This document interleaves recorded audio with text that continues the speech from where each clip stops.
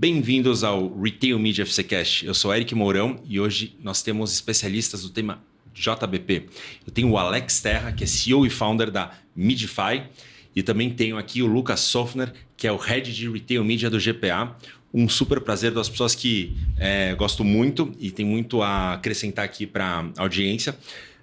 Alex, prazerzaço estar com você. Queria que você se apresentasse e contasse um pouco do teu background e como você chegou aqui no tema de JBP. Perfeito, Eric. Muito obrigado pelo convite, obrigado por estar aqui, obrigado, Lucas, por estar aqui com a gente também. Bom, eu sou uma pessoa entusiasta de tecnologia aplicada para o varejo. Faço isso há quase 30 anos e dentro desse meu histórico todo, construí algumas empresas, umas startups voltadas para o varejo e fui vendo vários desafios que o varejo tinha no seu dia a dia. E mais recentemente, cofundei aí a plataforma JBP Hub com o time da Midify. Então, a gente tem uma startup que tem apenas 2 anos de mercado, mas com um time que está há muitos anos vivenciando ali os desafios dessa integração entre varejo e indústria. E aí eu vou ter a oportunidade aqui depois de poder contar para vocês um pouco dos desafios que a gente resolve hoje e como que isso se integra com o tema de Retail Media, que não dá para uma coisa conviver sem a outra. Os temas JBP, Trade e Retail Media, a gente acho que vai falar bastante sobre isso. Vamos destrinchar esse tema aí. E Lucas, bem-vindo, é super parceiro, esteve lá com a gente no evento, enfim, bastante sucesso aí falando sobre o desafio do incumbente. Conta um pouco aí do teu background e, enfim, como você chegou no GPA para tocar essa área de ads. Bacana, obrigado, Eric, pelo convite de estar aqui com você, com o Alex. Eu cheguei recentemente em um varejista, mas eu trabalhei no varejo nos últimos 10 anos com outro chapéu de consultor estratégico, acompanhando todas as revoluções da indústria. E há uns 2, 3 anos atrás, nas convenções e reuniões, eu estava vendo o tema de Retail Media aparecendo lá na Amazon, tímido, algo que começou a crescer e no último ano, 1 ano e meio, cresceu de forma exponencial. E eu vi que essa era uma das poucas vezes que uma indústria tão tradicional quanto o varejo passa por uma revolução que pode gerar uma disrupção enorme, tanto na rentabilidade e no modo de atuação. E aí eu aceitei o convite do GPA para liderar a construção da área de Retail Media no GPA. A área essa que engloba tanto a parte de retail, mas também de um modo mais amplo, como você sempre fala, que também tem trade marketing na sua composição para olhar de forma completa. Hoje a gente vai ter aqui um papo, né? Tentar desmistificar e tentar falar um pouco sobre essa sobreposição de trade marketing e retail media, que é um tema que sempre volta e que sempre é falado. Bom, para começar, eu queria um pouco ouvir a história de como começou, né? Como você criou o produto do JBP Hub. Porque como que foi, qual foi a dor, da onde veio, enfim, essa história do empreendedor aí, como é que você chegou aí nesse produto? Legal. Bom, eu acho que assim, como todo bom empreendedor no Brasil, a gente tem que escutar muito, estar com a escuta ativa e conversar com toda a nossa base de relacionamento de varejo e indústria, que a gente já conhece há muito tempo. E quando a gente estava olhando para novos desafios, Retail Media estava surgindo muito forte, né? Depois da pandemia aí, com esses temas que a Amazon puxou, foi tema da NRF 2 anos seguidos, e a gente falou, poxa, acho que faz bastante sentido olhar para isso. E eu comecei a dar uma olhada e conversar com algumas indústrias, alguns varejos sobre os desafios nesse tema do Retail Media. Foi daí, inclusive, que nasceu o nome Midify, né? Que é um acrônimo ali para juntar mídia com o FI de fazer, de tecnologia. E aí a gente começou a olhar isso de uma forma mais estratégica e mais ampla. E conversando com muitas redes de varejo, muitos executivos da indústria, a gente viu que tinha uma dor maior ainda que abraçava todo o desafio do Retail Media e do Trade, que era o tema do JBP, que é onde você tem ali os planos colaborativos, os planos comerciais, né, olhados aí para um longo prazo, onde você aloca boa parte do investimento da indústria para fazer a execução de várias ações, de várias alavancas ao longo do ano, incluindo o Retail Media. E quando a gente foi ver historicamente, a gente tem um dado da Advantage Group que mostra que só 10% dos JBPs cumprem totalmente o plano. Então, assim, é uma estatística que a gente está disposto a mudar no mercado, que apenas 1 de cada 10 JBPs ele cumpre aquilo que foi planejado. Então, a gente faz um belo de um planejamento, coloca isso no PowerPoint, todo mundo fica feliz, fica engajado, tira foto, põe no LinkedIn, só que ao longo do ano essas coisas vão se perdendo. E a gente foi entender por que isso estava se perdendo e como resolver isso, e a gente entendeu que a tecnologia tem um papel fundamental para ajudar nessa orquestração, dessa jornada toda do JBP, que é uma jornada super complexa, envolve dezenas, às vezes centenas de pessoas, acerca de um único JBP para um ano todo. Isso vai gerar milhares de tarefas que se desdobram em execução de retail media, execução do trade, execução comercial, execução logística, e a gente criou uma plataforma para organizar essa jornada toda, que nasce desde um planejamento individual. Então, o GPA, enquanto empresa, primeiro, antes de fazer um JBP com seus fornecedores, ele cria um pré-JBP, o que ele deseja de cada um dos fornecedores. Os fornecedores trazem o seu próprio plano também, individual, e aí entra num alinhamento. E aí a gente orquestra toda essa jornada, da preparação, o alinhamento, toda a jornada de execução, e aí a gente garante essa execução também tanto no trade quanto no retail media, e depois entrega toda uma parte de acompanhamento para dar governança, visibilidade desse processo todo. Porque além dessa questão de muitas vezes a execução se perder, uma outra queixa muito comum é: eu não sei o que está acontecendo. Então se monta-se planos super elaborados, mas 3 meses depois o pessoal não sabe, não tem uma visibilidade clara ali, uma fotografia do que está indo bem e o que está indo mal. E esse foi o motivador ali, o estopim para a gente querer criar essa plataforma. A gente foi fazer um benchmark. O Brasil tem umas características únicas ali de negociação de varejo e indústria, e a gente não achou nenhum benchmark compatível para resolver esse desafio lá fora. E a gente começou a conversar com vários especialistas aqui do nosso mercado local para criar esse produto JBP Hub. Que legal. E aí, o resultado disso é que, enfim, tanto a indústria quanto o varejo consegue acompanhar a execução em todas as lojas e todos os formatos e placements de trade no final. Governança é a palavra-chave para isso. Então, a gente entrega essa visibilidade, obviamente, com toda a curadoria do varejo, daquilo que ele deseja mostrar para os fornecedores, que fazem sentido ele mostrar algumas informações. Então, dependendo do que você negocia de um JBP, uma das questões que você tem que discutir nessa fase de alinhamento é que dados que a gente vai trocar, com qual frequência, com qual nível de governança, e aí a plataforma vai respeitar isso. Então, tem varejista, por exemplo, que hoje compartilha estoque em tempo real com seus fornecedores. Tem varejista que prefere não ter essa estratégia. Então, a plataforma ela vai respeitar essa questão, seja do ponto de vista de troca de dados, quanto de acompanhamento dessa execução, até em tempo real, se for preciso. Lucas, e como está o tema JBP? A gente, enfim, não é um tema que a gente ouve muito nas rodas de conversa, muitas vezes nas rodas de conversa sobre retail media, né? A gente sabe que acontece, a gente está vendo alguns players já sentando em conjunto com todo mundo na mesa, é o comercial, é o trade, é mídia, é todo mundo. E como que você está fazendo e como que você recomenda que seja feito? O que você acha que é o melhor para ser feito nesse tema de JBP? Bacana. O JBP, eu acho que ele é fundamental para garantir uma tranquilidade ao longo do ano, tanto para o anunciante quanto para o varejista, sobre o que vai acontecer, que permite ter também uma redução de custos para o anunciante, porque dando mais segurança para o varejista sobre os planos e ações e campanhas que vão acontecer, dá para fazer condições especiais, e o trabalho naquilo que é possível ter de previsibilidade fica muito mais tranquilo, mais barato, mais eficiente. Eu acho que ele é fundamental e ele tem que acontecer para qualquer que seja o interlocutor, desde um time comercial da indústria tratando com o comercial do varejista, com o time de trade da indústria, com o trade do varejista, com o time de mídia da indústria, com o de retail media do varejista e até a agência de publicidade com o time de retail media do varejista. Então ele deveria abranger todos esses potenciais, essas conexões e compradores de mídia, espaços e acordos ao longo do tempo.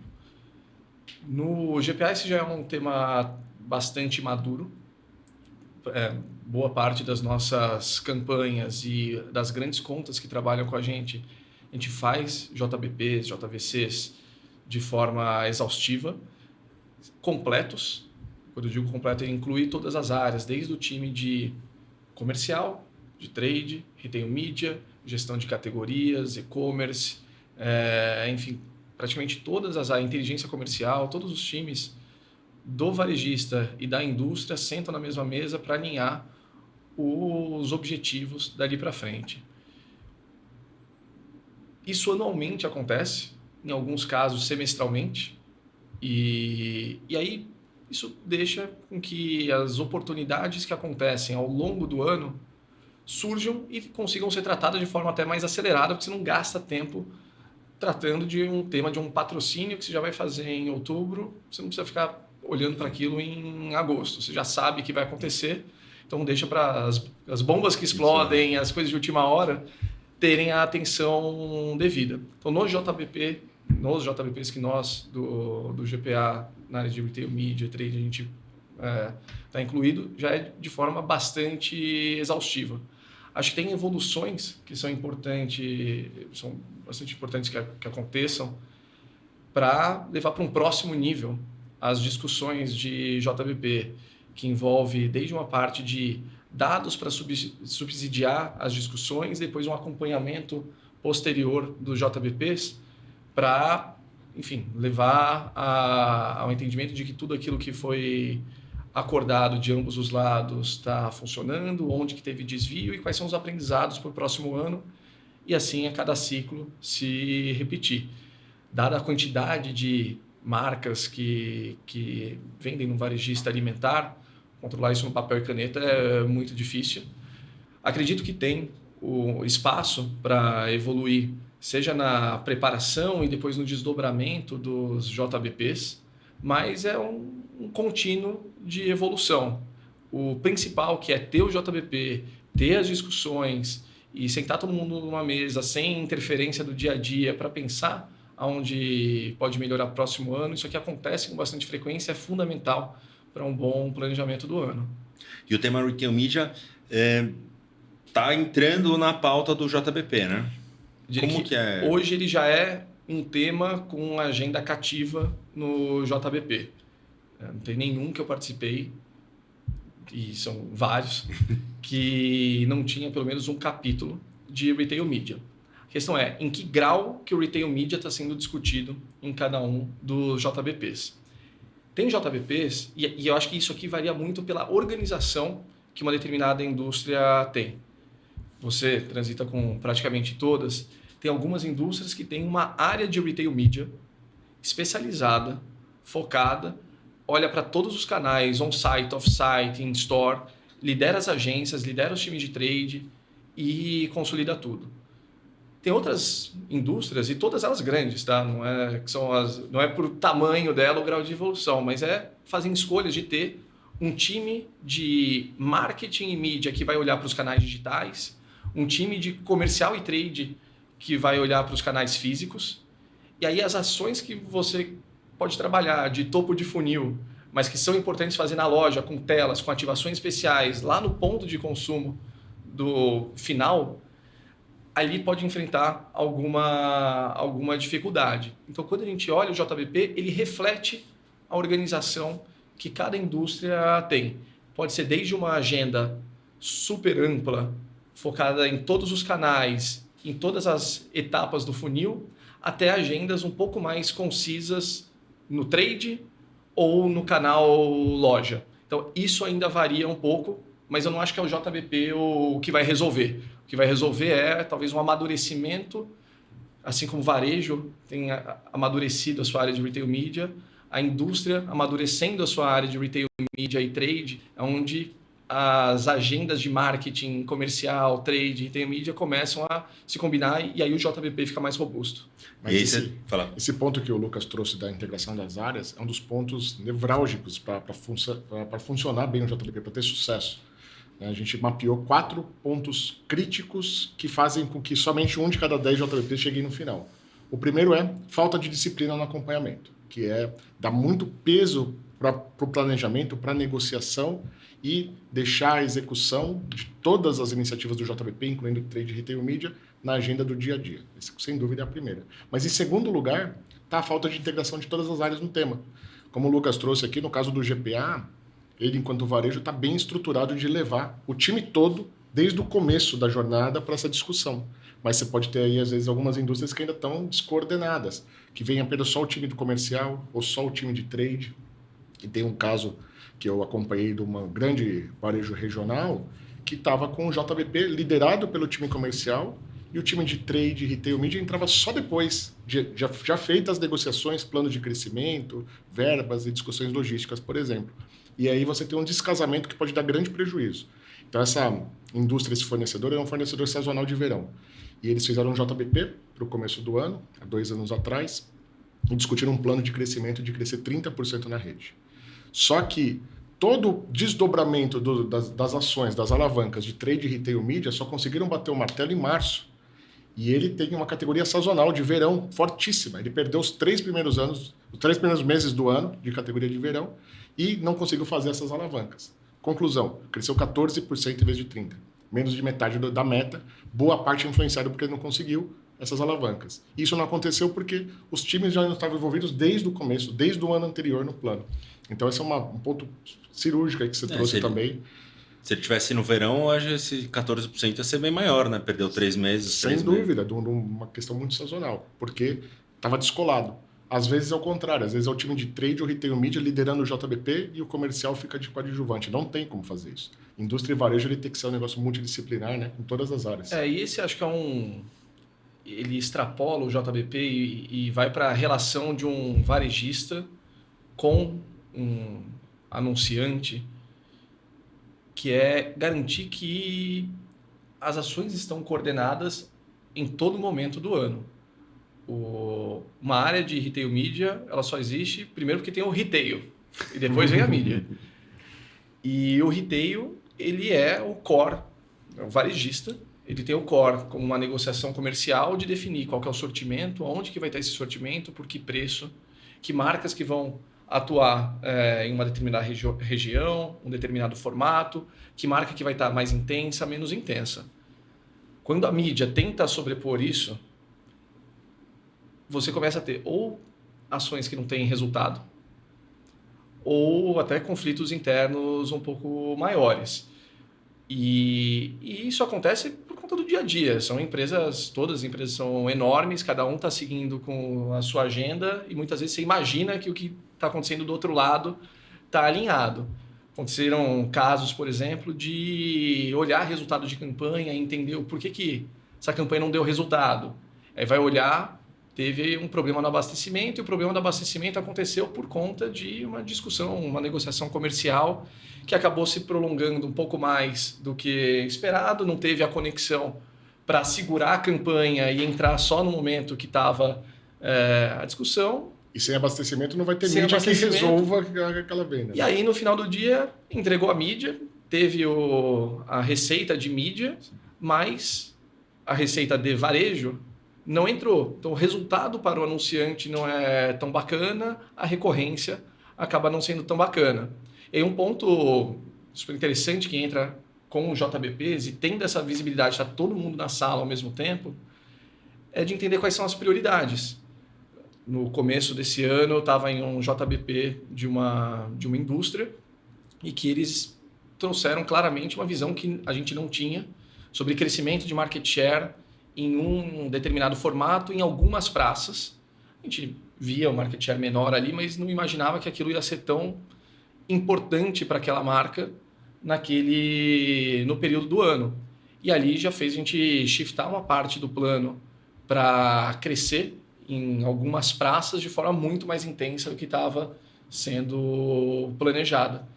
Isso aqui não exige... E se isso aqui for feito em sequência, vai virar uma letargia enorme na organização de ter o comercial discutindo, depois passando para a área de trade, a área de retail, tendo toda uma discussão, voltando. Então é bom estar todo mundo datas importantíssimas. Todo mundo na mesma sala ao mesmo tempo. E tem a galera que a galera não brincou de telefone sem fio, né? Porque se cada um faz uma reunião, começa a reunião lá com um time, na terceira reunião já virou uma. Eu lembro que cada reunião tem pelo menos umas 3, 4 antes de preparação. Então são pelo menos umas 500 horas organizacionais ali que são dispendidas, que podem ser economizadas com uma ação combinada com o JBP.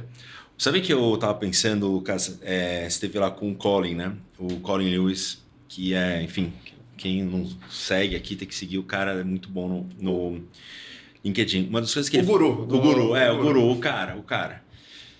Ele fala um negócio muito legal que assim a gente fica pensando tão avançado em algumas coisas, mas ele traz a gente para trás e fala assim, gente, aqui é administração básica, isso aqui é change management, né? Gestão de mudança, né? Porque as coisas precisam vai a mudança, porque aí vai quebrar os silos, né? Porque tá todo mundo lá fazendo quebrado, tem cada um no seu e fazer todo mundo junto, né? Esse é um dos negócios talvez resolveria muito das dores, né? Não resolveria das reuniões que você chega com uma indústria, é um formato, né? Chega, sei lá, tá um formato, o retail media tá embaixo de não sei que área. Aí vai outra indústria, o retail media tá capitaneando. Aí você vai na outra indústria, sei lá, já é o comercial e foi onde vai ficar essa... Você sabe que tem um dado muito interessante. A SA Varejo, ela publicou há 2 meses atrás uma revista que ela fez uma pesquisa com vários varejistas perguntando que quesitos que eles queriam, que eles buscavam nos fornecedores deles, né, para melhorar essas alianças. Em primeiro lugar, foi proximidade. Então, os varejistas queriam ter os fornecedores mais próximos. E aí, obviamente, que você tem desde os key accounts, como um GPA, que normalmente já tem uma proximidade, mas você tem muitos regionais que ainda não têm essa proximidade da indústria. Então, esse foi o requisito mais votado pelos varejistas. O segundo é garantir essa entrega, o abastecimento no tempo certo com os produtos corretos. É o famoso OTIF, o On Time in Full. E em terceiro lugar, o varejo quer JBPs mais simplificados ou mais padronizados, porque realmente, se cada plano desse, que é um plano complexo, for de um jeito, com estruturas diferentes, com formas de organizar esses investimentos diferentes, o acompanhamento disso ao longo do ano é caótico, né, Lucas? É a receita para não conseguir e perder oportunidades, não conseguir entregar tudo. Vai perder sazonalidade, vai perder planos. Então, precisa ter um acompanhamento. E quando começa a ganhar escala, que eu acho que é o momento que a gente está hoje, da indústria. Você falou há 2, 3 anos, que foi quando eu comecei a namorar com o tema de retail media também. Começou a ser falado na NRF, ele era algo que estava começando na Amazon, talvez alguns marketplaces começando, algumas áreas olhando para trade e falando, bom, isso aqui tem uma perninha ali. Não é tudo, mas tem uma perna. E aí começou a ser tratado, principalmente nos varejistas, como uma startup, e que, como uma startup, você consegue gerenciar em baixa escala. A maturidade que está hoje na indústria é impossível gerenciar no papel de pão. Precisa ter controle, acompanhamento, ferramenta, para, no mínimo, dentro da área de retail e trade, garantir que tem uma visibilidade completa das entregas que estão sendo feitas. E lembrando que tem mudanças importantes para uma área de retail media dentro de um varejista versus o que o time do varejista foi acostumado a trabalhar nos últimos 150 anos ou mais. O varejo, ele é B2C. Ele vai olhar para o cliente dele, ou consumidor, ele olha para a indústria como um fornecedor. Ele compra, tem o poder de assinar o cheque e pagar a indústria. Então, a relação é diferente quando você compra versus você vende. Tem a batida do dia a dia de entrega, e a gente está agora no começo de um novo mês, ou melhor, não sei quando que vai ao ar aqui, mas virou o mês. Esquece o que foi o mês passado. É foco no mês seguinte. E se alguma coisa não está funcionando bem, você reage rápido. Para retail media e para trade, é outro bicho. É B2B. Você não olha para o consumidor final, você quer impactá-lo da melhor forma possível, mas é um business B2B, em que a indústria ou a agência é o cliente do varejista, então o varejista tem que aprender a ser um vendedor e a indústria um comprador, com um horizonte de planejamento de pelo menos 3 meses. E com muito plano que cai ao longo do caminho. Se não tiver isso tudo muito bem orquestrado, muito bem planejado e controlado, vai perder oportunidade, não tem como. Então, hoje o JBP ajuda muito nisso. Ter uma visibilidade já prévia e não perder as principais sazonalidades do ano. tem uma coisa legal que você comentou, que assim, sem discutir aqui até onde vai o trade, onde vai o retail media, acho que cada um traça essa linha de formas diferentes, mas, de certa forma, toda essa questão do retail media nascer das plataformas digitais, dos marketplaces, e ter esse viés publicitário de uma mensuração mais correta, puxou a régua para cima dos times de trade. Então, naturalmente, o trade ele fica muito mais metrificável, mensurável, e a indústria, os fornecedores, têm pedido mais isso também, mais métricas de trade que não se exigia antes. Antes não se exigia nem a comprovação. Se foi feito ou não foi feito, existia uma crença de que aquilo lá, aquela ação de trade teria sido feita. Hoje é obrigatória a comprovação, não tem nenhum pagamento se não foi feita uma comprovação, mas várias outras métricas vêm a reboque, muito impulsionado por essa questão dessa cultura do retail media de conseguir mensurar tudo. Então, isso torna tudo mais complexo.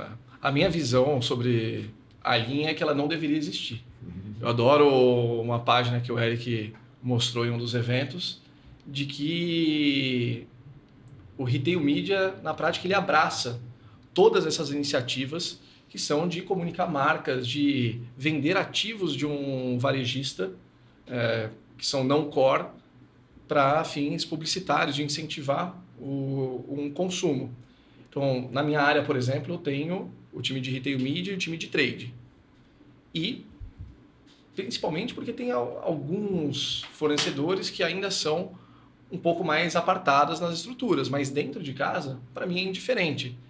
Então, eu esqueço a discussão de onde está a linha, que é uma discussão que vai tomar um tempo enorme, e eu até agora não vi ninguém no mundo que conseguiu definir essa linha correta. Eu falei com bastante gente já, de vários lugares, e essa linha até agora ela é bastante torta. Então, em vez de discutir se ela está mais para a esquerda ou mais para a direita, é trabalhar em subir a régua do todo. Subindo a régua com métricas de resultado, quanto que aumentou o sellout, quanto que aumentou o market share, mas também métricas de impacto, métricas de retorno sobre o investimento, métricas sobre alcance. Então, tendo uma visão completa, você sobe a barra do trade, você ajuda o time de mídia também ver outros impactos que antes, para um plano específico, não necessariamente eles levariam aquelas métricas em consideração, e você tira da mesa a discussão de linha.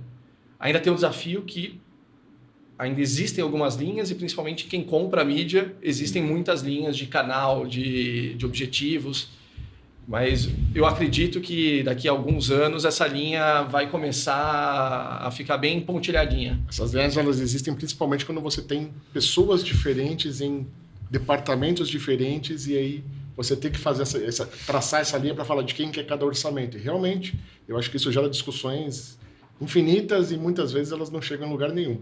Na sua estrutura, como você tem isso unificado, você não tem essa preocupação de ter justamente essa definição. E o JBP é justamente faz essa magia de unificar isso tudo, porque tudo começa com a intenção de um fornecedor de fazer um crescimento naquela rede de varejo. E o desdobramento disso são uma série de investimentos, incluindo trade e retail media. Então, o JBP ele amarra isso tudo. Eu ia falar que a gente ia sentar aqui e ia discutir, né? Você começou falando, não vamos discutir o trade e o retail media. Aí o Lucas falou, não tem que discutir. Eu falei, pô, verdade, acho que é verdade. A gente não tem tanto... É inócuo, né? A gente querer traçar uma linha aqui, né? Porque eu acho que é um trabalho inútil, né? De sair traçando uma linha nesse momento. Porque... Mas eu acho que desculpa interromper, Eric, mas...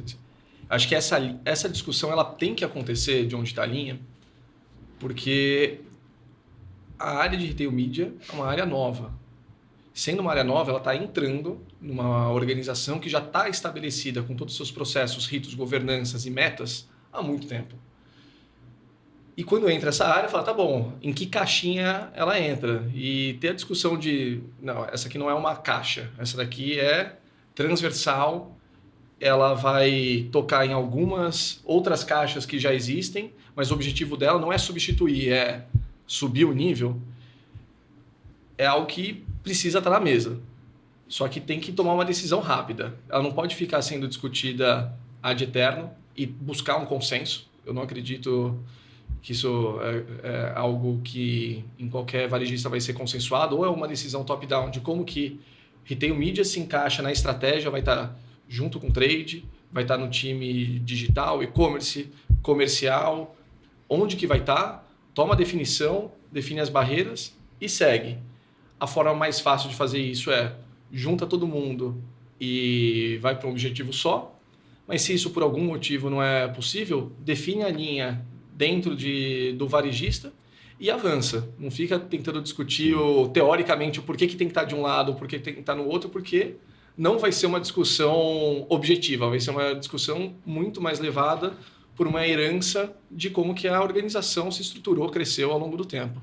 E também tem o lado de que assim, né? Que adianta também o varejista se organizar todo e cada vez ele vai falar com um fornecedor, com um anunciante, né? Com cada um de um jeito.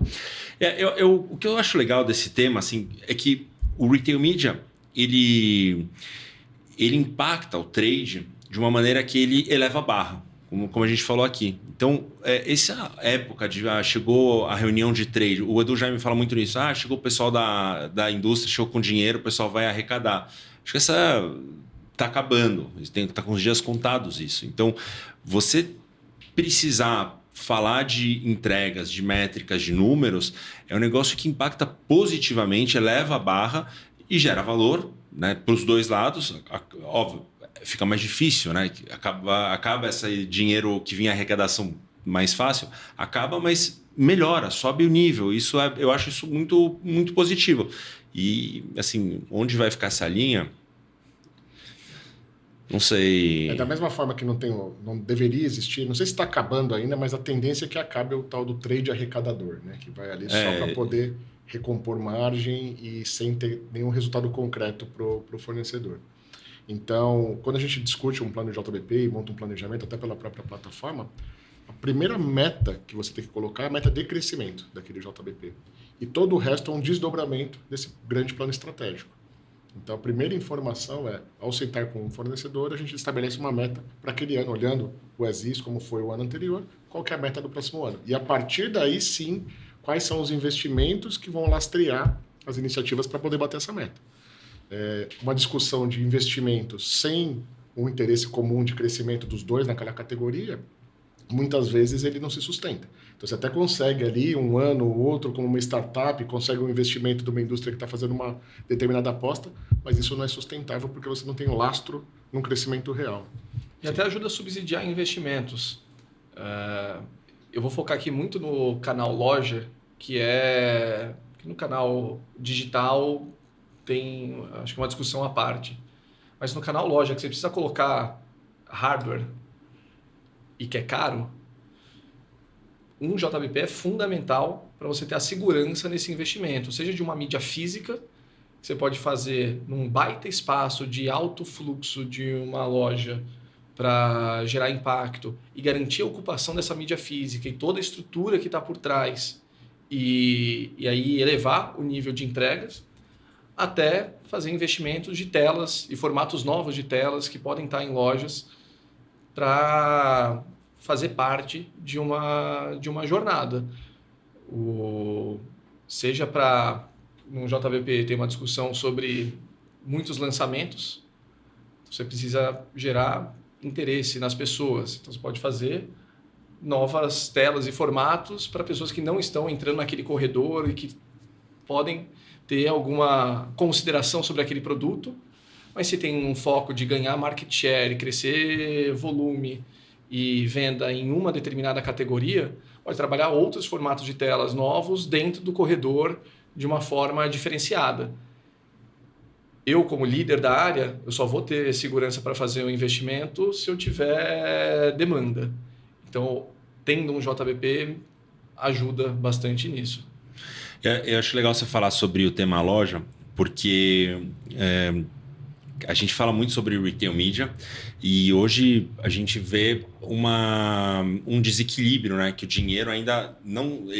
Assim, a maioria das vendas acontecem no físico, mas a maioria do budget ainda está no online. E como que está sendo do teu lado, você falou como líder, né? De tipo, investir em telas e tudo mais, é um investimento, é uma decisão. Como é que você está pensando nos formatos que você vai oferecer para os anunciantes, se são só anunciantes endêmicos que estão lá na loja, né, que são produtos que vendem dentro do GPA. Como que você está, enfim, se preparando e olhando para atender essa demanda de anunciantes? Boa. Eu acho que muito se fala, quando a gente vê todas as estatísticas de crescimento da indústria de retail media, primeiro que ela está um pouco suja com os grandes marketplaces e que eles não têm loja. E mesmo assim, o investimento que acontece nessas principais estatísticas, ele vem muito das agências de publicidade que foram acostumadas e sempre trabalharam, seja com os formatos tradicionais de anúncio em televisão, mas também com as Big Techs. E as Big Techs fazem um excelente trabalho de facilitar a compra e de dar métricas que ajudam na tomada de decisão. Eu tenho dúvidas se são as melhores métricas e mais acuradas, mas é uma indústria que trabalhou nos últimos 10, 15 anos e formou uma série de gestores hoje que sabem trabalhar com essas métricas. Então, a exigência que uma agência, que um time de mídia tem, que é diferente do time de trade, é para ter a mesma conveniência e mesmo grau de segurança para fazer um investimento que tem nas Big Techs. E na loja isso não acontece. Você não tem uma atribuição exata de quem viu, clicou no banner, etc. E apesar de ter novas tecnologias surgindo, acho que isso aqui vai demorar pelo menos uns 5 anos para o custo cair, ficar aceitável, de começar a implementar em lojas algumas tecnologias e sensores novos, mas a busca está sempre em impactar os consumidores da melhor forma possível para movimentar uma decisão, seja ela uma decisão de compra na loja ou uma decisão posterior à loja. E 2, conseguir ter o máximo de dados possíveis. Quando eu olho para o primeiro passo, a loja é o grande diferencial do varejista. Então, trabalhar as mídias com anunciantes endêmicos, independente de onde vem a verba desse investimento, é onde a gente vai conseguir ter a visão de começo ao fim e, por estar muito próximo do ponto de conversão, ter uma influência direta.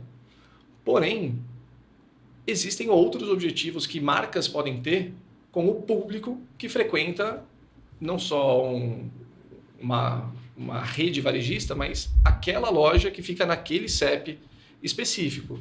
Desde uma academia, uma construtora, qualquer empreendimento que está interessado naquele local, uma empresa de telecom que quer aumentar a sua penetração naquele local, ou para um público um pouquinho mais genérico que frequenta aquela loja. É menos o CEP, mais o público amplo, não o nível CPF, que está naquela loja. Uma montadora que quer conversar com aquele público.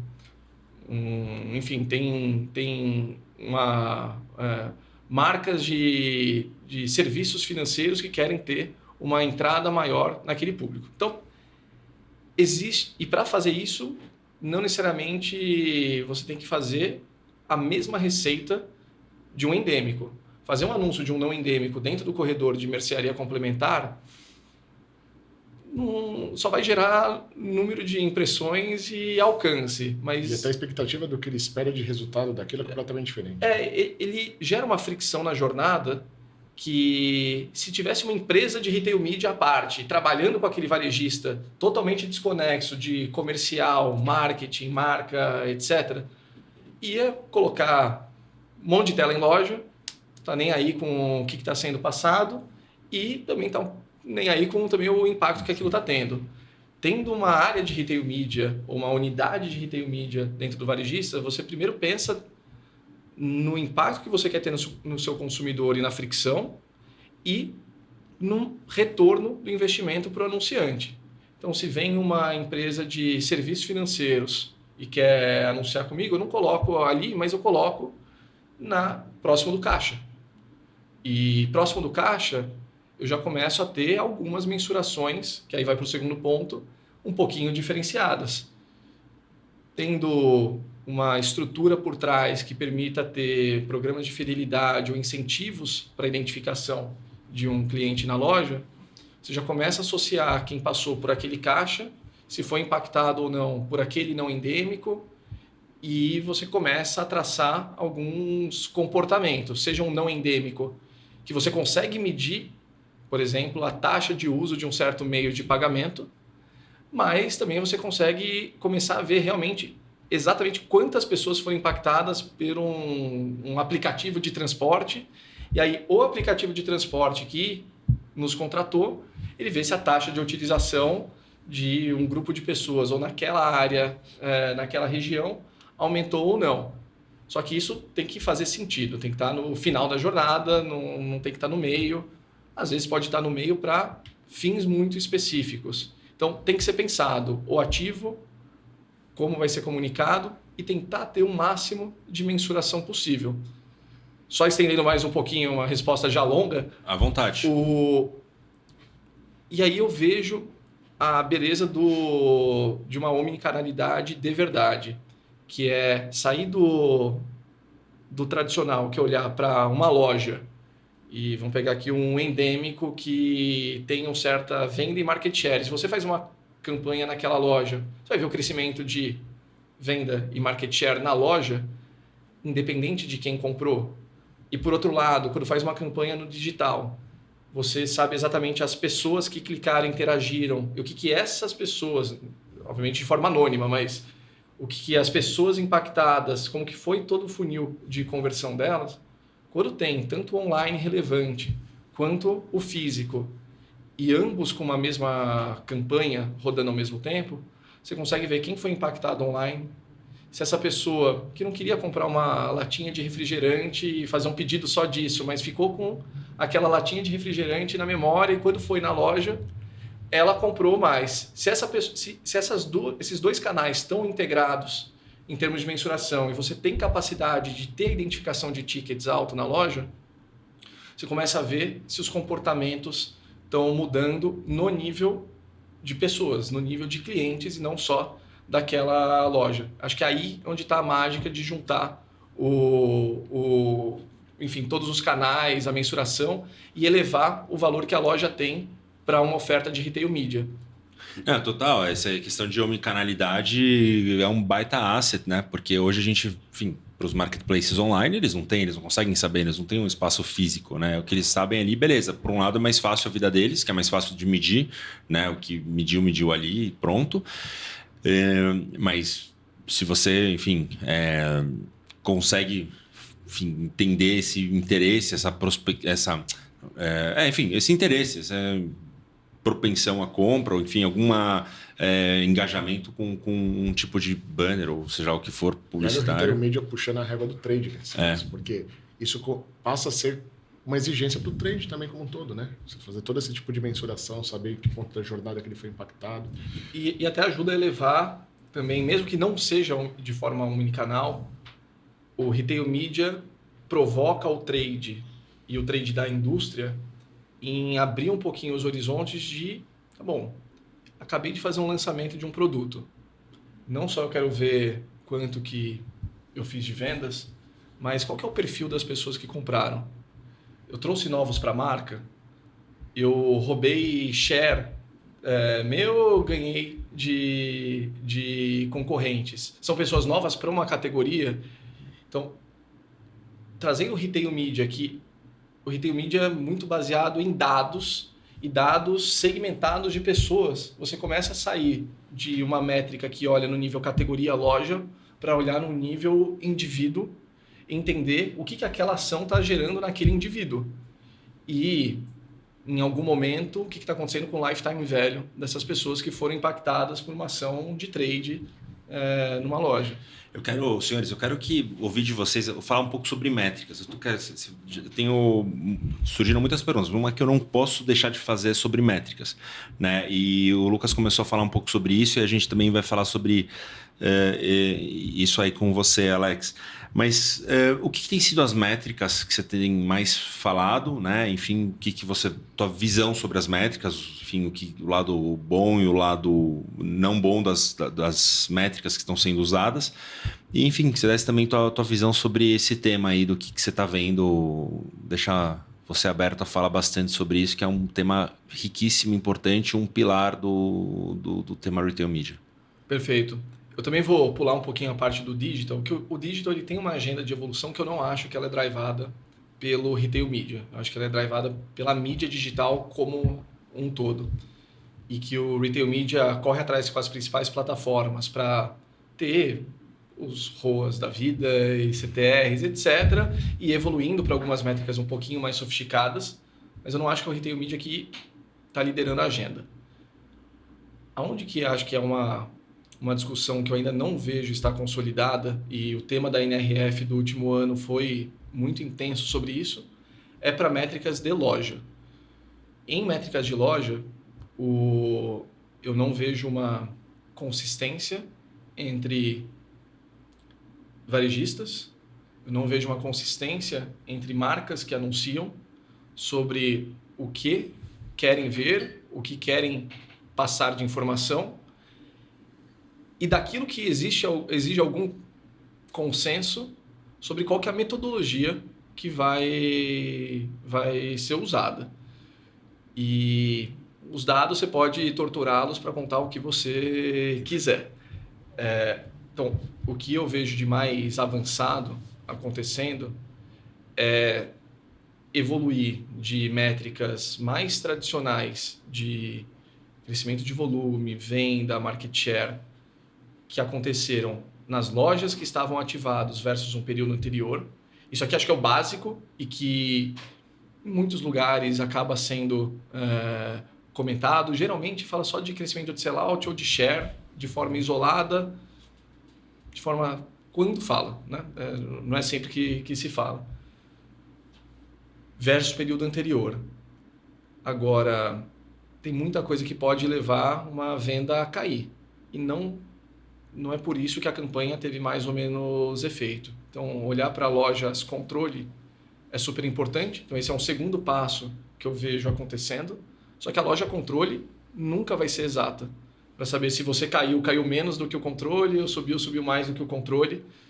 É muito difícil ter um controle que diga a verdade absoluta. Num lugar pode ter chovido, no outro não, e isso muda completamente.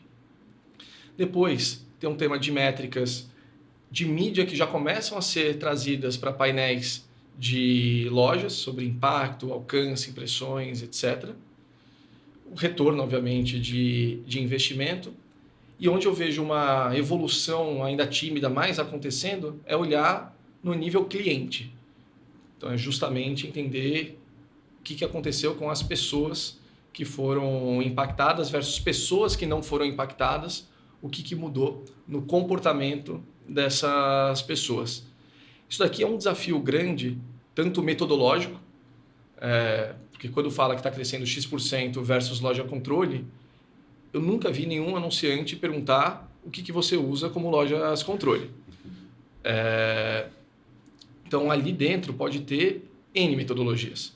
Então, tem uma questão metodológica. É o que eles querem ouvir também, né? Tem um lado... porque é um tema complexo. E assim, eu sou engenheiro, eu adoro número. O meu time me odeia por isso, porque eu olho os números no último detalhe. Para mim, poderia ser um CSV enorme.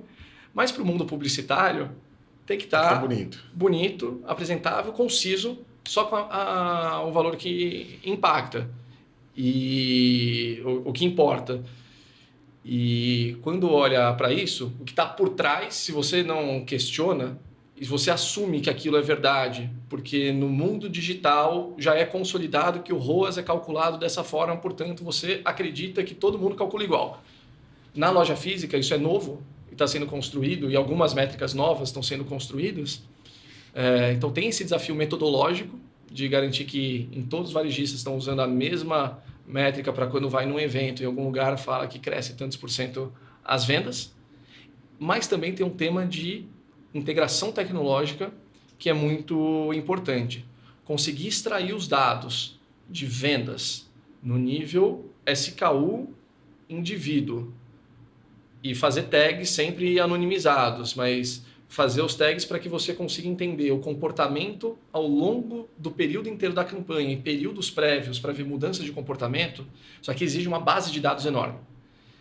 E com campanhas curtas e muitas campanhas, isso aqui é um trabalho fenomenal de conseguir tirar do papel. Então, para mensuração, eu vejo esforços acontecendo, ainda bastante manuais, com uma certa demora para o reporte, mas é uma demora de uma indústria em mudança e evolução. Eu não acho, e acredito realmente que não é de interesse de qualquer varejista não passar informações, porque se fosse isso, eu veria todos os varejistas medindo para saber onde que eles poderiam melhorar e não passando informação. Então eu vejo vários não medindo ou medindo o que dá, e com um esforço grande de construir. Então tem uma discussão tecnológica que é importante aqui para conseguir ter agilidade no meio que não é digital. E não sendo digital, o caixa muitas vezes não é integrado real time para você ver a curvinha de venda. Você tem que fechar o dia, então é D+1, D+2 que você vai ter algumas informações. É novo. A gente está há 2, 3 anos nessa indústria, no nível de crescimento que está agora. Então tudo faz parte de uma construção. A gente não combinou, hein? Mas o JBP é uma baita de uma ferramenta de alinhamento, incluindo a questão de métrica. Eu falei ali dos desafios que fazem lá só os 10% do JBP serem cumpridos totalmente. Então, o primeiro, falta de disciplina no acompanhamento. O segundo motivo é da gente ter a integração das áreas muitas vezes deficiente. O terceiro motivo são os dados mal estruturados e ou mal compartilhados. Então, isso tem muito a ver também com um dos motivos de falha no JBP.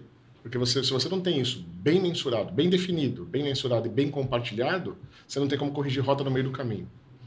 Então, a gente conversando aqui, eu estava reparando que, assim, às vezes parece que trade e retail media falam dois dialetos diferentes, né? Às vezes a gente fala aqui da figura do anunciante ou do fornecedor, mas do outro lado, a Nestlé, a Coca, a Heineken são as mesmas entidades, né?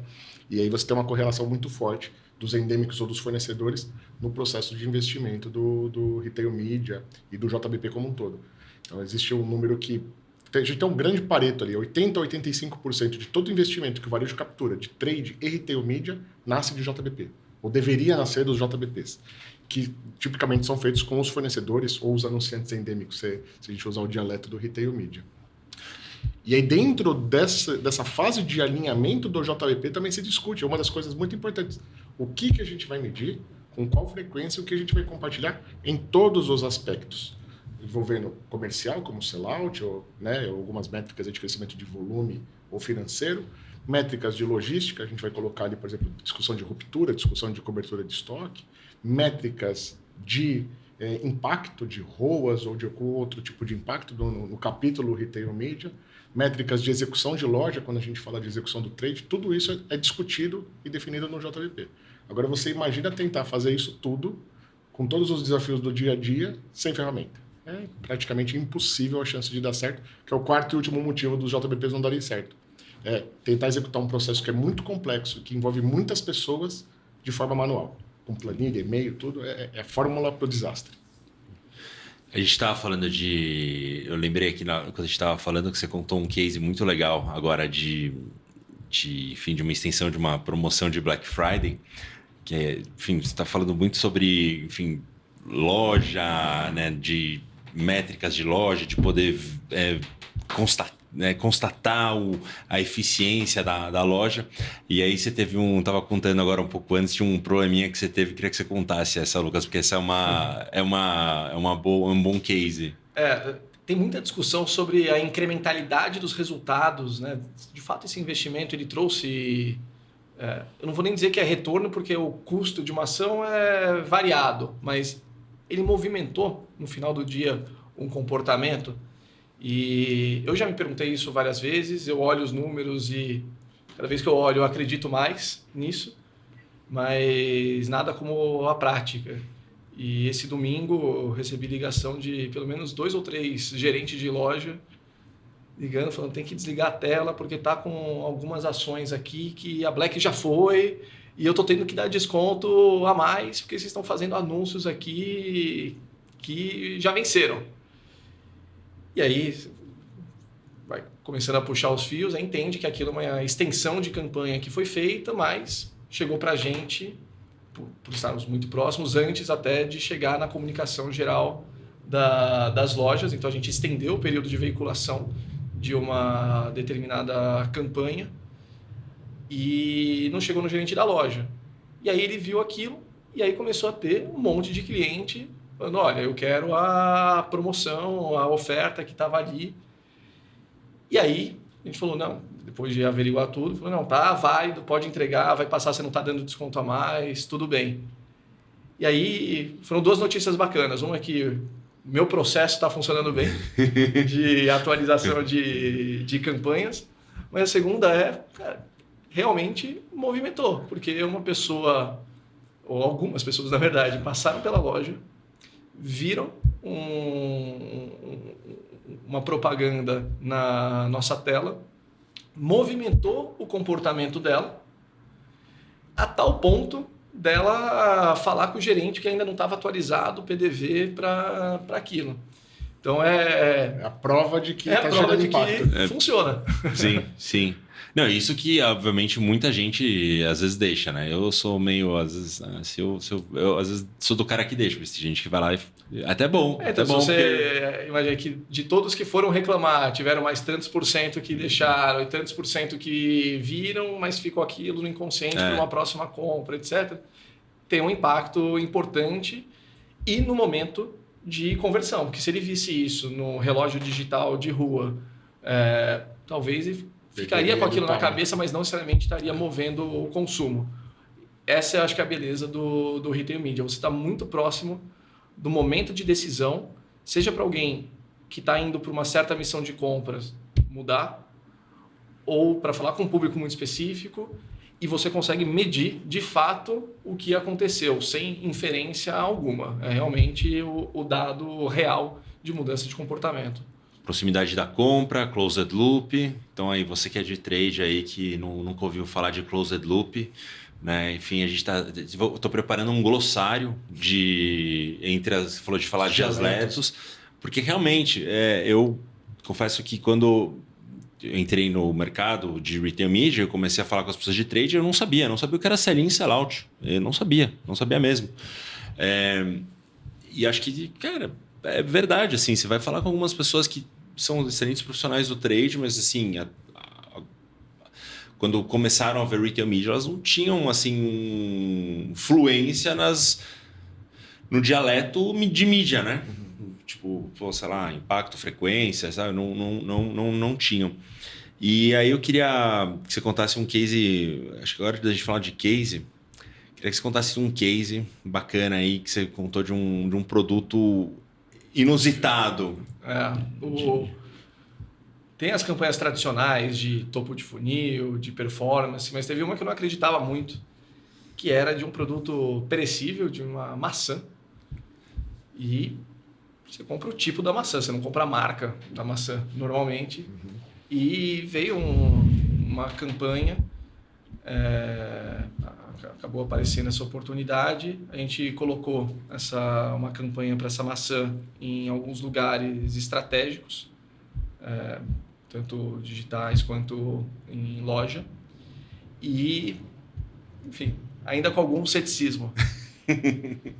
Eu olhava os números e achava que tinha coisa errada, mas quando, de fato, apuramos tudo e foi vendo ao longo da campanha, estava super consistente, e a gente cruzou 2, 3 fontes de dados e, de fato, estava consistente, era uma maçã que estava caindo vendas 30%, 35% versus ano anterior, no mês anterior. No período da campanha, ela passou a crescer 40% versus ano anterior, dos quais 70% das compras foram atribuídas diretamente por pessoas que interagiram com aquele anúncio, seja estavam nas lojas que estavam sendo anunciadas e nos canais digitais interagiram com o anúncio. Então, isso aqui é muito interessante, porque pensando num varejista alimentar, pelo menos eu, na minha missão de compra no lado pessoal, eu vou para comprar fruta. Eu tenho algumas que eu sempre compro, eu olho e escolho talvez uma ou outra que me dê vontade na hora. O canal digital é muito interessante para isso, porque é difícil você passar e ver todas as bancas que estão disponíveis. Mas se você tem um estímulo para um consumo que está talvez fora do que você foi comprar, mas inconscientemente você tem uma aceitação para aquilo, é a perninha que faltava para você converter. Então foi uma grata surpresa ver essa campanha funcionar de forma tão inusitada. Você foi para a área de retail media para incrementar a venda da Unilever, da Procter & Gamble, da Nestlé, da PepsiCo, e aí você está lá incrementando vendas de maçã. Varejo é isso, né? O inusitado. É fazer parte do dia a dia das pessoas, e o dia a dia das pessoas tem maçã. É verdade. Tem maçã. E aí existe a discussão da receita incremental ou não. Olha só, né? Uma coisa que eu desejo, você está lá estagnado. Se você fizer um impacto, você realmente consegue trazer esse resultado. E o leque que abre de anunciantes quando você traz um case como esse, né? Porque de repente tem outros anunciantes de perecíveis que nem imaginavam que poderiam investir em retail media. Então, ter essa mensuração realmente traz essa segurança. Eu vi uma vez um case também parecido com alguma...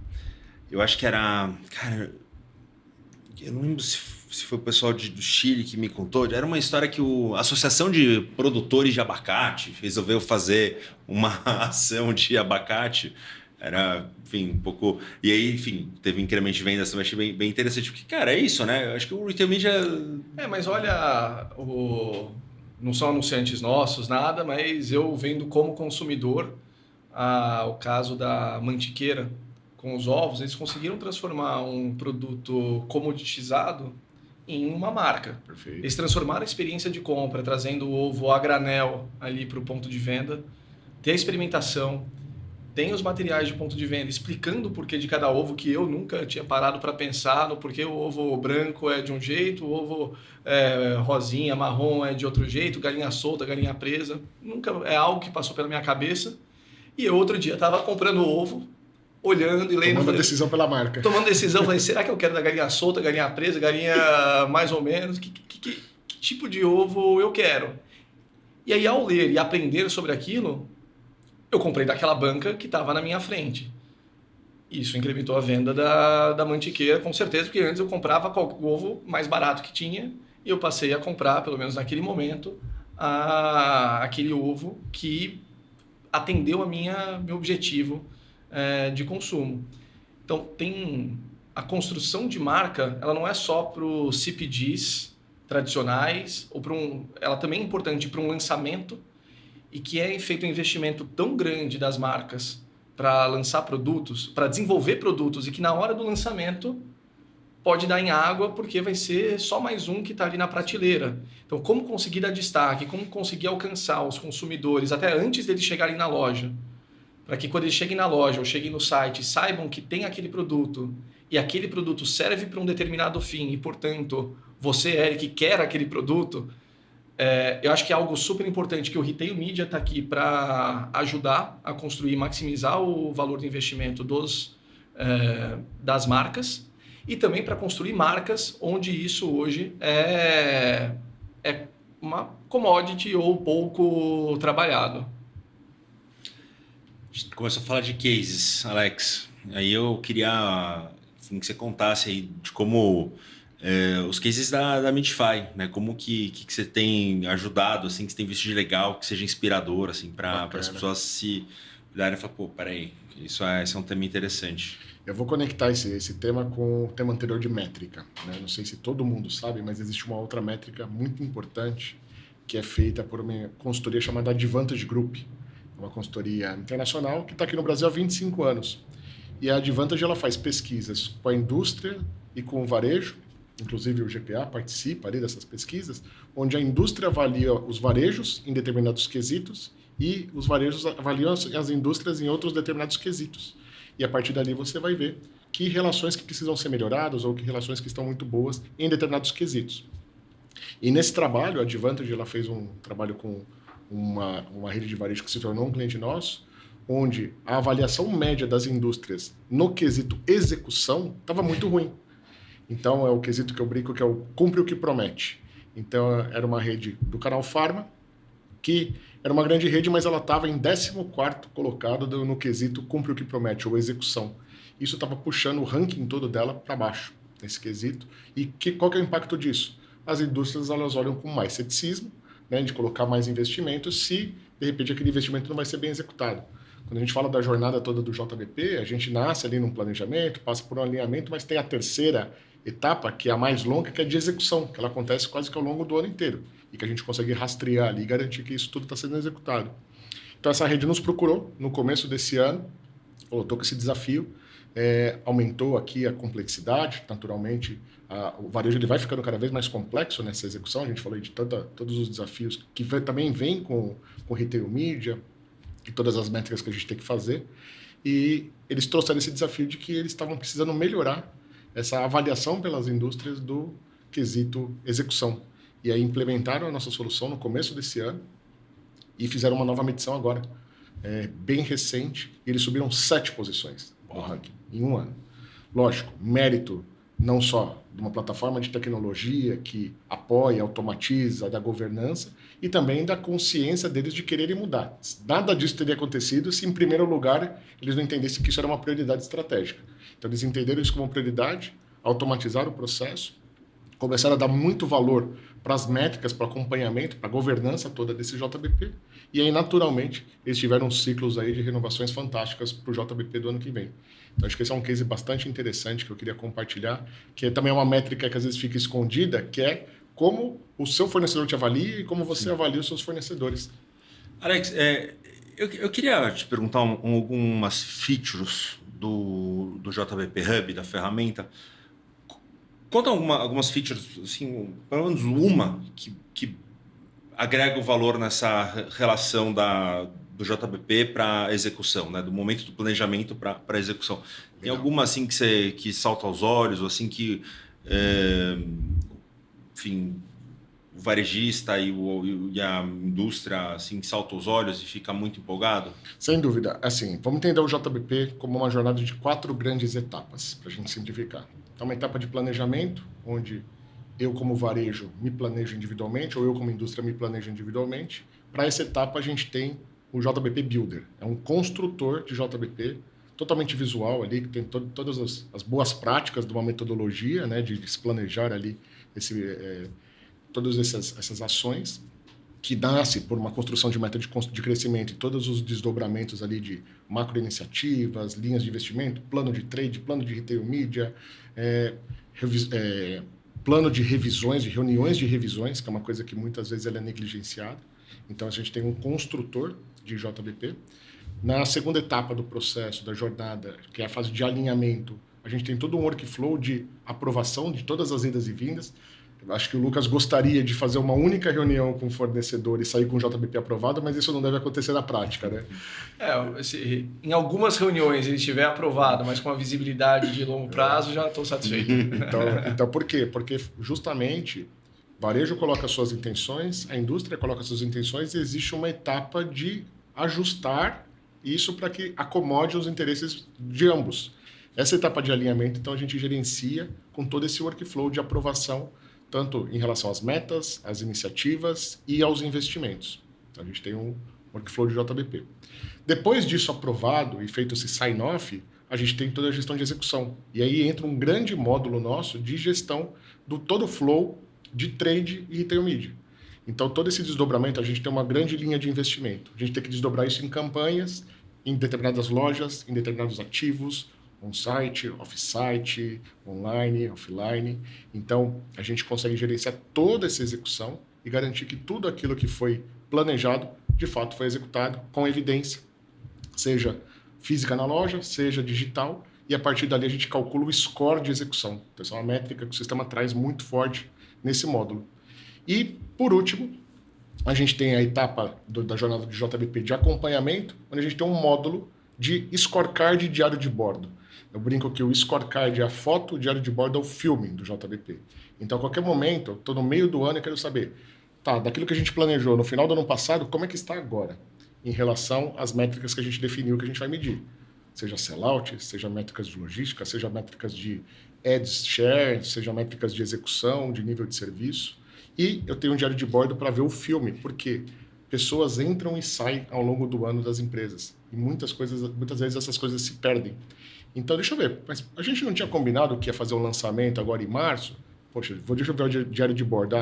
Em fevereiro teve uma reunião que se decidiu que isso ia ficar para H2 porque não deu tempo de fazer esse lançamento. Isso está documentado, formalizado. E aí você consegue ver o filme inteiro ao longo de um ano de JBP. Então, a gente tem esse grande módulo de scorecard de diário de bordo. Isso para simplificar ali das 4 etapas as principais features. E aí você tem várias coisas acessórias ali que o nosso time entrega também como serviço de treinamento, workshop, mentoria e um serviço que a gente faz chamado JBP Hub Copilot, que a gente faz um apoio operacional para ser um braço ali, uma extensão, e não liderar ou fazer o JBP em nome de uma rede de varejo, mas ser justamente esse copiloto com nosso time de pessoas especializadas nisso, mais inteligência artificial, conseguir fazer várias atividades que às vezes falta braço no dia a dia. O time do varejo é super enxuto, imagina uma operação do GPA de mais de 700 lojas, e o Lucas tem um time super enxuto. Então, muitas vezes, você precisa de um braço, e a gente entrega isso como serviço também no nosso serviço de Copilot. O varejista não vai conseguir viver mais sem. A ideia do copiloto é essa, você delega para o varejista a parte estratégica, a parte mais importante, e tudo aquilo que é operacional, que pode ser automatizado com a gente aqui, com um time de seres humanos e agentes de IA, a gente faz esse apoio. Boa. O Lucas deu uma ideia muito boa, né? Que ele falou assim, o feedback do Lucas foi assim, cara, o cartão ele é negativo, agora você precisa fazer uma coisa positiva, e ele já cunhou o nome, o Gol de Placa. O Gol de Placa. Então a gente vai partir, se você ouvir, enfim, a partir de agora eu vou trazer o Gol de Placa. Vamos trazer o Gol de Placa, um novo quadro do episódio do Retail Media FC. Então, aí eu, começando, a primeira vez que eu estou perguntando o Gol de Placa, né? Queria saber o que vocês estão querem trazer como Gol de Placa, assim, qual foi o Gol de Placa que vocês viram, enfim, pode ser esse ano, enfim, algum Gol de Placa, ou que vocês querem ver um Gol de Placa, o que é o Gol de Placa aí? Seja alguma coisa do passado, do futuro, alguma coisa que foi feita que vocês falaram, nossa, isso eu gostei de ver no mercado, isso aí foi um verdadeiro Gol de Placa. Eu vou começar com... Alguém quer começar? Eu posso falar, não que eu tenha pensado antes, tá? Mas eu olhava o cartão ali e falei, pô, tem que ter um negócio positivo aqui, né? O Gol de Placa, acho que eu vou olhar para frente. Para mim, o Gol de Placa, ele não deve estar muito longe de acontecer. Mas, para mim, o Gol de Placa vai ser uma campanha de verdade 360, pensada, com um objetivo claro, ativando off-site, on-site, in-store, com uma mensuração completa. Idealmente, real-time. Eu acho que esse aqui é o Gol de Placa que está todo mundo buscando, seja os anunciantes, seja os varejistas, e estamos próximo de chegar lá. Então, espero ver esse gol, estou torcendo ali para ele sair logo. Estado da arte. Que time que você torce, Lucas? É bom não falar disso nesse momento. O olho é palmeirense. Bom, tá todo mundo triste agora. O palmeirense tá triste, o corintiano tá triste. Eu sou palmeirense. Na época da gravação aqui do podcast, uma semana do vice. Mas muitos nem chegaram lá, mas... Mas eu como fã de futebol, eu acho que a gente tem que prestar uma reverência ao trabalho do Abel, que, cara, independente, óbvio, não gostaria, eu preferia que tivesse um técnico ruim lá, mas um baita profissional competente, um exemplo. E acho que o futebol tem esse lado, né, de ser lúdico, de ser brincadeira, mas acho que a gente pode, enfim, aprender com algumas coisas. Cara, o cara não tá só lá o trabalho, bastante. O resultado, mas também a postura dele quando tem um vice-campeonato. Exatamente. Né? Ele é um cara admirável. Mostra a consistência. Quantos clubes a gente vê trocando de técnico, achando que é isso que vai explicar para a torcida algum motivo. Então, se você tem confiança na sua direção, consistência, mantém ali. E talvez diferente do mundo empresarial, talvez no mundo empresarial tenha um pouco disso, mas no esporte, você fazer um bom trabalho talvez é o que vai te levar para semifinais. Sim. Então, talvez um time mal gerido chegue em uma ou outra semifinal ou final, ou talvez ganhe algum campeonato, mas a cada 10 anos. Times bem geridos, um Flamengo, um Palmeiras, que a gente vê, não é à toa que, de forma consistente, chega numa semifinal, numa final. E aí o esporte tem o intangível de ter aquele dia, aquele momento, aquele lance genial, que é a diferença entre um vice e um campeão. No mundo empresarial, acho que tem um pouco disso, principalmente com empresas muito grandes, que são transatlânticos, não ficar tendo muita mudança de rota. Traçar um objetivo, um plano estratégico, o próprio JBP. Não fica mudando, trocando técnico ou trocando a campanha ao longo do tempo, mantém consistência. Se não chegar naquilo exatamente que você queria, vai estar muito próximo, né? Então tem uma analogia legal ali. Você falou de times bem geridos, me lembra o São Paulo da década de 80, da década de 90, que ficou aí no passado, né? Enfim. É bom ter cases para recordar. É bom, exatamente. Fica nos cases de recordação. Mas, enfim, esperamos que a gente possa voltar aí a ter um trabalho melhor feito para estar podendo disputar. E que time que você torce, Alex? Sou São Paulino também. Então, estamos tristes há um bom tempo, né? A gente tá triste, meu. Querem falar de Fórmula 1? Melhor. Tênis, golfe, o que você quiser, acho que é melhor. Você foi de Fórmula 1? Eu sou fã de Fórmula 1, mas aí era só para desviar um pouquinho o foco do São Paulo. Vamos lá. É só uma curiosidade, no dia do evento que a gente fez, eu terminei minha apresentação com um slide do Cafu. E eu já tinha cruzado o Cafu algumas vezes na rua. E aí eu fui pegar o avião e, cara, não é que eu entro na escada rolante de Congonhas com o Cafu. Olha que coincidência. Aí eu cheguei assim, falei, Cafu, fui conversar com ele, só porque eu, enfim, fã, né? Falei, cara, fosse respeitoso, acho que o cara também... tá indo pegar o avião, não tá cansado. Fui conversar e no final a gente descobriu que tinha, enfim, amigos em comum e o cara foi super legal e tal. E, poxa, eu não sabia que ele era São Paulino mesmo. Ele não é só que ele jogou, ele torce pro São Paulo. E você gosta pouco de conversar com as pessoas. Exatamente. E o cara ele tem uma baita história, porque a história do Cafu é super bacana, porque é um cara que foi negado em várias peneiras.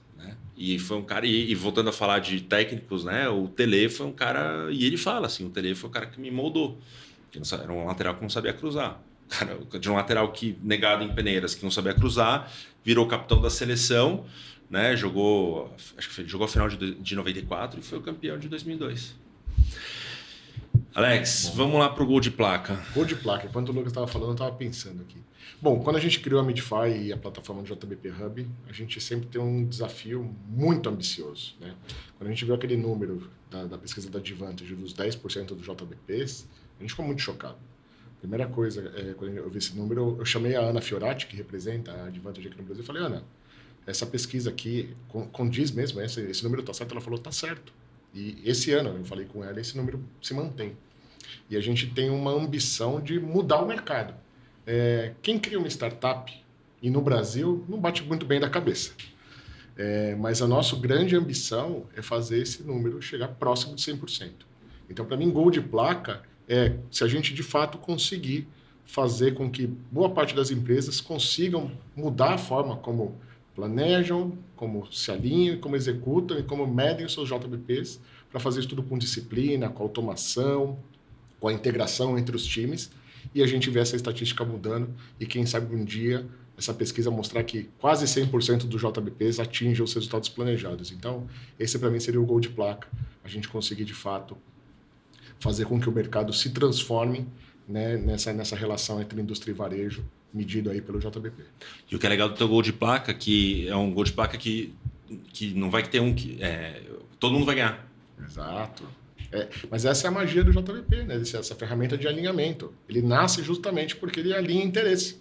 Varejo e indústria fazem uma ação para crescer juntos. Se só um lado está se beneficiando, não faz o menor sentido, né? Então, esse alinhamento ali é a grande magia.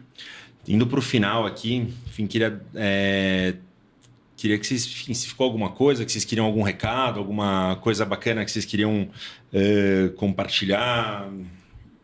Eu acho que trazer essa inspiração do GPA, do que o Lucas compartilhou aqui, com os times de retail, media e trade muito integrados e participando das estratégias desde o começo, acho que é um grande exemplo a ser seguido. E aí dá para a gente ver todos os resultados que o GPA tem transformado a cooperação de retail media, o crescimento nesse segmento, porque isso não é uma ação isolada. Quando você vê isso como um departamento, às vezes uma empresa totalmente apartada e fora das discussões de estratégia, com os fornecedores ou os anunciantes endêmicos que representam grande parte dos investimentos, você não vai ter, muitas vezes, uma credibilidade ali, uma consistência para conseguir fazer esse crescimento e esses investimentos. Então, eu acho que eu queria passar esse recado de que isso é um grande exemplo a ser seguido. Eu acho que eu falei bastante aqui. Eu queria... Mas era para isso, você veio aqui para falar, meu amigo. Por isso que a gente te dá água para você falar. A gente abaixou o ar para não ficar muito forte, senão ficar com dor na garganta. Você vê que vocês dois vieram aqui para falar. Se eu visse o Cafu no aeroporto, eu não ia falar com ele, eu falei, eu não vou incomodar. Você vai lá e bate na porta. Então, mas assim, não querendo falar, mas já falando, acho que a consideração final é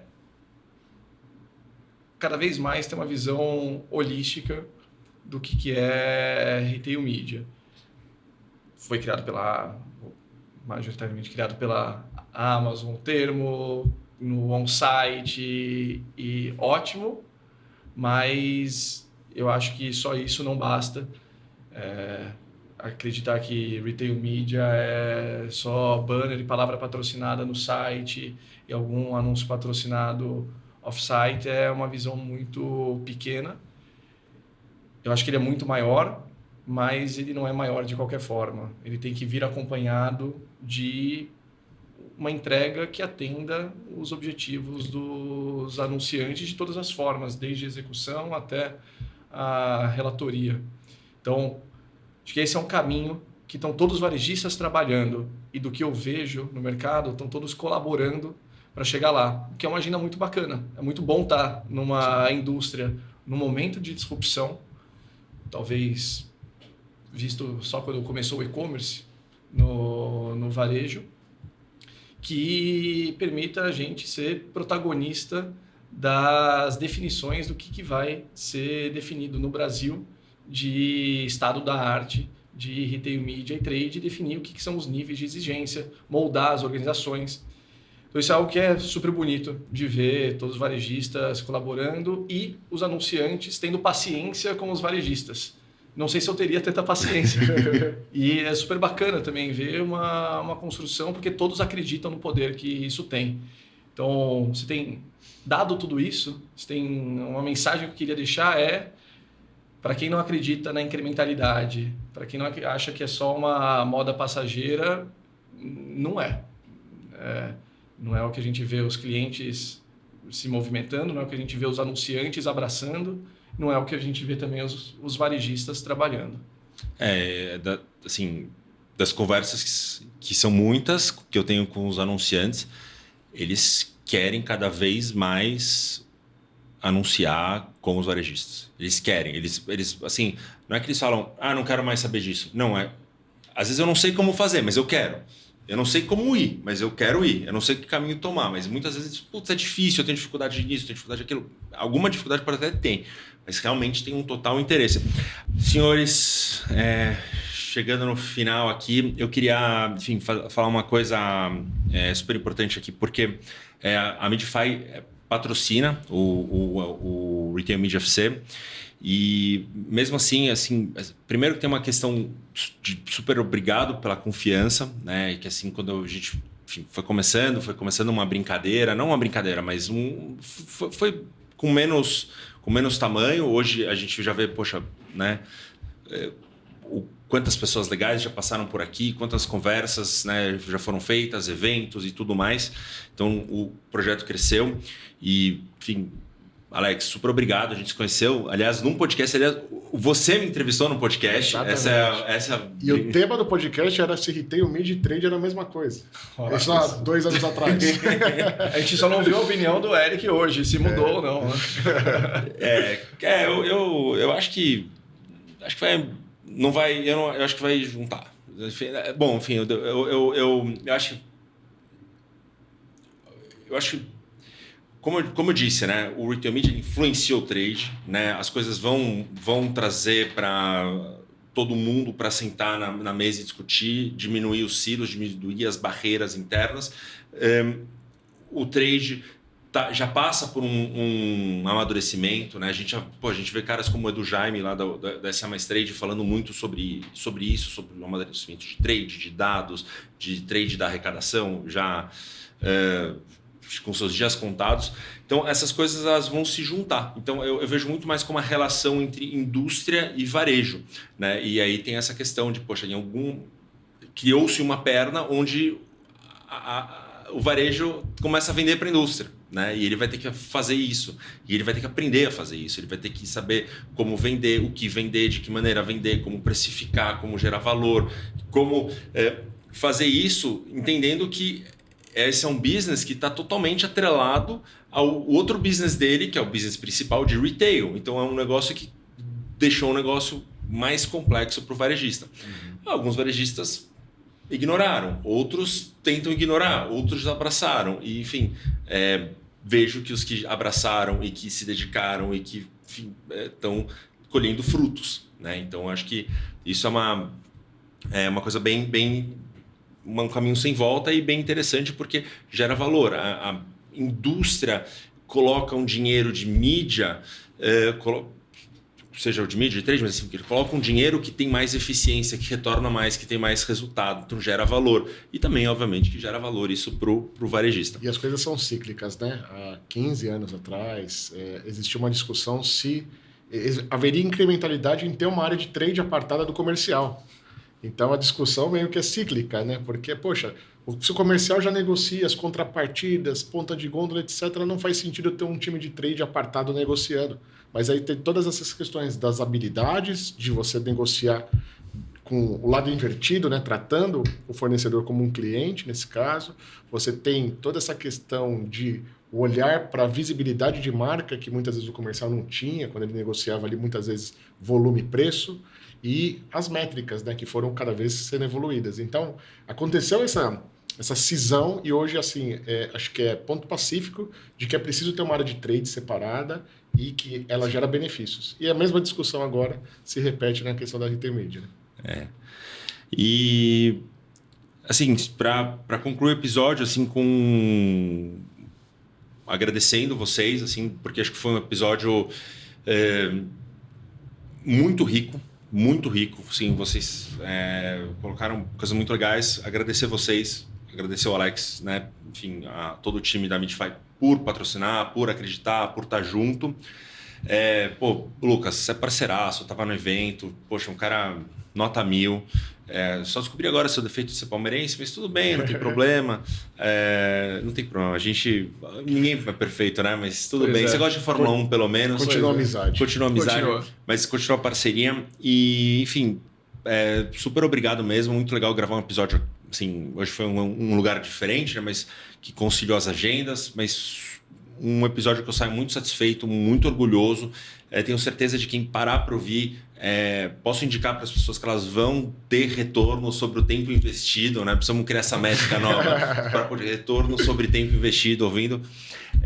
E ficou muito bacana. O TikTok ali, o Instagram, se não tiverem com o algoritmo certinho, começa a cair ou começa a subir essa métrica agora. Né? Já tem um sinal verde ou vermelho em cima dos Reels. Nem me fale desses algoritmos aí, mas acho que a ideia é sempre... Eu tento me manter fiel a acreditar que... Enfim, acreditar na educação do mercado, em colocar as pautas que, enfim, eu vou botando e algumas colam, outras não colam, algumas funcionam, outras não. Mas acho que é isso que faz do Retail Media, enfim, seguindo aí. Muito legal. E parabéns pelo projeto. A gente vê o crescimento, né? A gente acompanha há bastante tempo. Você tem entrevistados de peso, né? Que traz temas relevantes. Vanguarda mundial trazendo aqui boas práticas para o Brasil. Então, você está sendo um precursor também, um grande agente de transformação do mercado aqui. Parabéns, Eric. É legal que quando o Lucas foi para Irlanda, né, no evento, pô, eu falei, vai lá conversar com o Colin. É bom ter amigos influentes, né? Amigo dos influentes. É bom ter amigos influentes aqui. Obrigado pela ponte lá, inclusive. E, enfim, quero saber sobre Retail Media e falar com o Eric aqui, que conhece tudo e todos. Tudo não, mas muita gente sim. Obrigado, pessoal. Eu quero, então, só para terminar, quem gostou, não deixe de compartilhar, não deixe de mandar para aquele teu colega que, enfim, seja da tua empresa, seja alguém que já trabalhou com você, não deixe de encaminhar o link, enfim, compartilhar, engajar e tudo mais. Os links aqui do LinkedIn, do Alex e do Lucas vão estar aqui. Podem procurar eles aí no LinkedIn. E brigadão. Valeu, até o próximo episódio.